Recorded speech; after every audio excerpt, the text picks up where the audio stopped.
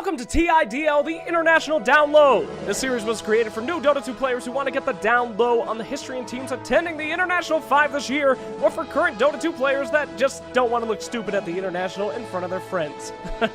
Friends. There's no better way to start TIDL than with the Golden Boys of Dota 2 Squad, Na'Vi. Let me take you back to the twilight years of competitive Dota 1, where the Chinese ruled the competitive scene with an iron fist. Games lasted for hours, with the focus on who could farm more efficiently and who could slowly chip away at the towers without actually having to team fight. It was a time where patience, planning, and endurance were king, and the casters would watch golf tournaments during pauses to try to get excited. That was until the Russians showed up. Like a raging circus bear in a china shop, Team DTS, the precursor to Na'Vi Squad, crashed into the scene brutally and unexpectedly, taking the meta of the time and plowing through it like a bottle of vodka on a Monday morning. Pre-Na'Vi's playstyle was quite effective. See enemy, kill enemy. The Russian powerhouse had no mercy, seemingly no plan, and no regard for their own safety. What was once a scene of the 20-minute first blood became 4 heroes diving the enemy fountain at the 4-minute mark.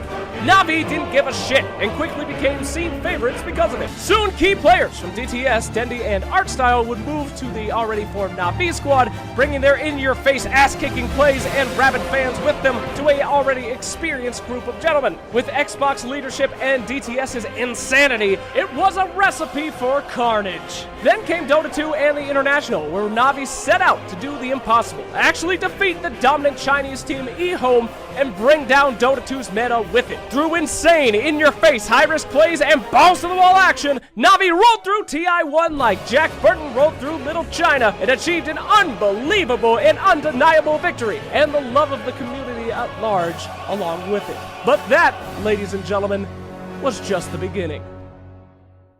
Na'Vi went on to the finals of 2 more internationals and seemingly couldn't be stopped. Their fan base was gigantic, rabid, and frankly, fucking annoying. Na'Vi fanboys littered every Dota 2 forum, and their exploits littered every Dota 2 wiki. Now, the thing about Na'Vi is that they have never been afraid to get their hands dirty and do what it takes to win. At TI3, they actually exploited a bug where they would teleport Pudge back to base after hooking somebody with Chen into their own fountain, forcing Ice Frog to actually change the way Hook works in the game of Dota 2. By killing the position 1 carry over and over in this manner, they were actually able to win their game and make one of the most exciting and hilarious Dota 2 matches to date. You see, Na'Vi doesn't care. Na'Vi is there to win, and Na'Vi does. Now, don't make the mistake that Na'Vi's willingness to do whatever they want is a sign of lack of skill. They were the best collection of high-skilled individual players working as a team in the history of Dota 2, which made their lone wolf high-risk playstyle work out in the end 9 times out of 10.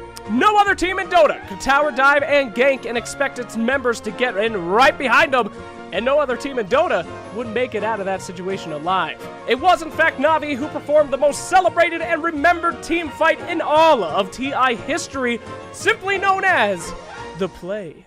Take a look. Patience from Zoe, waiting in the wing. Na'Vi's about to be caught. Oh, there's the sleep, the surge. He catches everyone. Oh, this could be a total disaster. Vacuum in. Ravage on everyone. The black hole as well. Light of heaven turns it around. Ravage as well. Stolen by Dendi. Are you kidding me? They turn it around. 4 heroes dead. 5 heroes dead.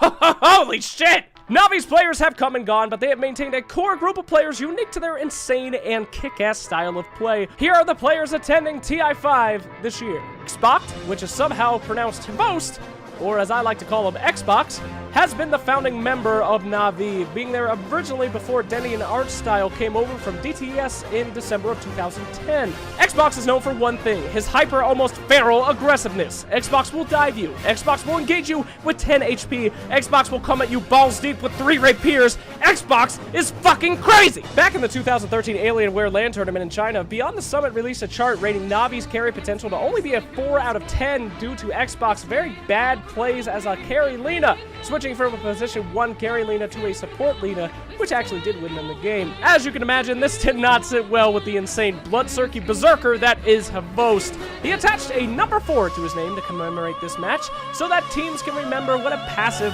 and easygoing carry he is as he's beating them to death under their T4s at 10 minutes. Funnick has recently returned to Team Na'Vi and is a player who can be described as their wild card offlaner. Being one of the most recognizable offlaners in the world, he participated in the play and still has the best Batrider stats in Dota 2, forcing teams to still ban Batrider against him even though Batrider's not even in the meta. Highly feared and highly respected, he also has a small soft spot for Clinks. Basically, Funnick brings the fire. What I'm trying to say is don't fuck with Funnick. Sanekio? That can't be right. Is Team Navi's support and has one of the hardest jobs in Dota 2, keeping these insane bastards alive. Some say that he's the sole reason for Navi getting out of their recent slump post-TI with his dedicated and almost perfect supporting. He is recently known for his Winter Wyvern skills, playing it nearly flawlessly and getting his boys out of horrifically unwinnable situations.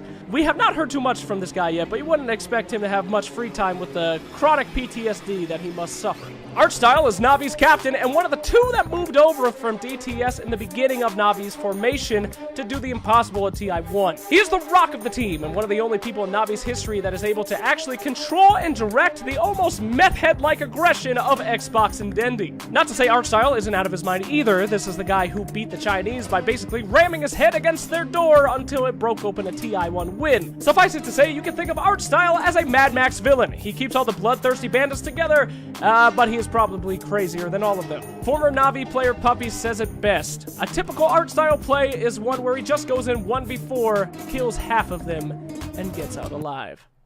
And finally we get to Dendy. Oh, Dendy.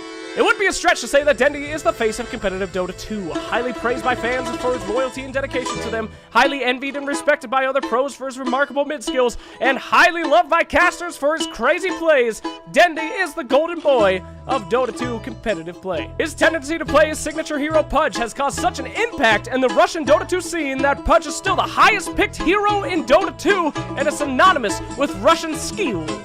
This guy has starred in his own goddamn movie, Free to Play, which Valve made. Through it all, though, Dendy is loved not because of his skill and not because of his success, but because of how down-to-earth he is.